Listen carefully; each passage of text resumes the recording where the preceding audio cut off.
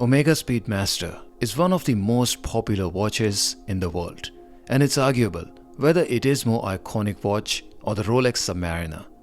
If you say which one is historically more significant, then I think it becomes quite debatable which one wins over the other. The inherent character of being iconic and most popular, unfortunately or fortunately, also means that these are some of the most spotted luxury watches for everyday wear on the wrists of watch enthusiasts and community. And this is a given that the Speedies and the Subs are fairly common watches, which isn't necessarily a bad thing. But if you are looking for something that is a little more special than an everyday watch, yet you want your watch to retain the relationship with its historical significance, you have to look at something that's just a little more special.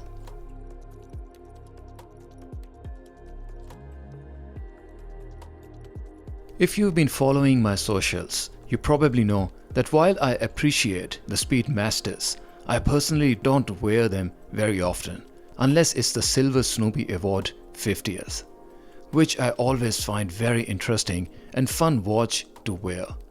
This is purely because I'm not as such a speedy person, and they always seemed to be just a little underwhelming to my eyes.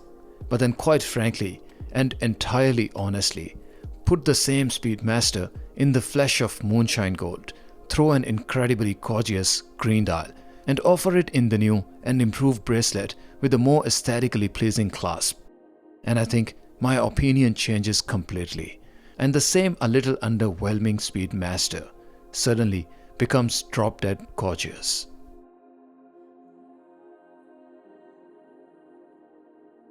Now the same me who wouldn't quite appreciate the plain black dial stainless Speedmaster is now wearing the Moonshine Speedmaster featuring a spectacular green dial, and it really is a gorgeous piece, more than the camera can show or screens can display.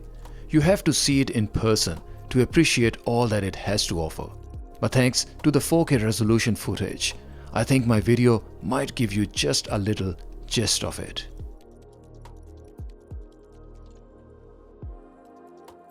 Now it is worth mentioning that I'm also not the biggest fan of yellow gold due to how loud and bold it is, as I prefer somewhat more understated watches.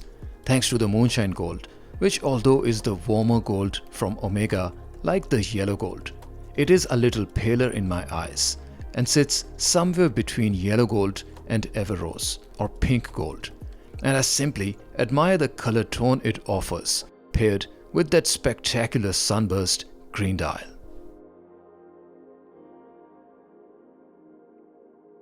Turning the watch upside down, the case back in polished 18-karat Moonshine Gold Omega has double bevels and the words "First Watch Worn on the Moon" engraved in black. The Moon watch is powered by Omega's coaxial master chronometer caliber 3861 with special luxury finish. The new caliber 3861 uses a free-sprung adjustable mass balance with a silicone balance spring and a coaxial escapement. This allows the Speedmaster to be entirely anti-magnetic up to the fields in excess of 15,000 Gauss, and also to achieve chronometer rated precision of 0 to +5 seconds a day.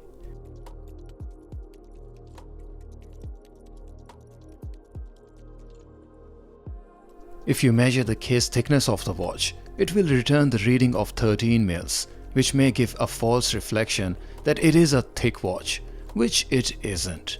Why it is so is because the crystal on top is a domed crystal and about 2 mils in size, and it doesn't as such adds substance to the watch, making it feel and look thin at under 11 mils in reality and on the wrist. I absolutely love how the bracelet on the Speedmaster tapers aggressively towards the clasp, making it almost a dress watch. The clasp further comes with quick adjustment system too, if your wrist swells or contracts. Whether is it worth it? I honestly don't think there's a better solid gold watch out there in such a spectacular green dial, and while still being one of the world's most iconic watches, it sells way below its retail. Or perhaps that's your chance to grab the bargain before the buyers realize what they are missing. and these Speedmasters, not hyped up yet, pick up too. Is it just a matter of time? I guess time will tell.